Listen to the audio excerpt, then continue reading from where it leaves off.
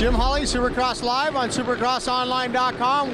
Well, I'm kind of reunited with my old broadcast partner, Jason Weigandt from RaceX, but I kind of feel bad. I'm going to give you the mic. All right, let's do this the old way. Here we go. Now we're back. All right, we're back in business on supercrossonline.com.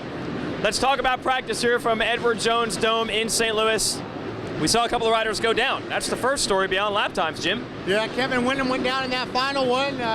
In the first practice out there, Ryan Villapoto went down the whoops, and I thought he was down there for a while. He was in the fetal position. I'm thinking, oh no, but he got back up. He's fine. Malcolm Stewart went down hard. He's okay though, but it's a tough track out here, and they made some changes. The Dirtworks guys, John Gallagher down there with the FIM, Kevin from the AMA, those guys are down there. And a lot of the riders were saying that a couple of those timing sections they weren't happy with, but one guy that's happy is Ryan Sipes. In that lights class, he becomes the fastest again. I know he lost that last week to, Dean Wilson, but this week he's back up on that board, both time practice sessions for Ryan Sipes.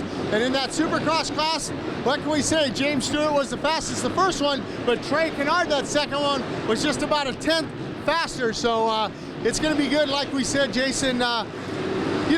There's only 4 more rounds to go. That's it. I mean, there's going to be some bar banging going on these last 4 rounds. This is the last weekend that we're at Dome, but we should have great racing tonight here in St. Louis. Well, we always see great racing in St. Louis. You and I were both here last year, remember well.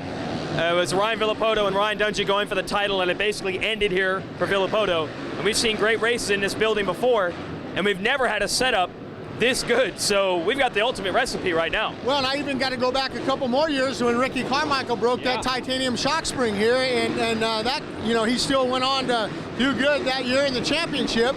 But there's a little something different than last year. You only had 2 guys battling for that championship. This year, we got 5 guys battling for that championship. So don't look just for a couple of guys to hook up. Look for a few of those guys out there to have some fun. But the key tonight is going to be to get the start and run away, just like we saw Trey Kennard do last weekend in Dallas. He got that start and he ran away. That's what it's going to take to win here tonight. Yeah, I want to ask you about that. Kennard and Stewart are the 2 fastest on the 450s in times.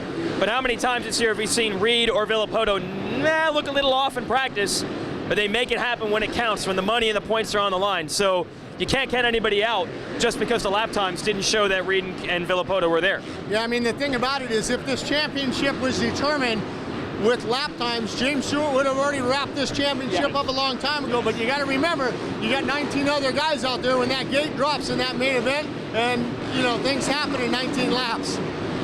This is good. How about we do it at the end of the night?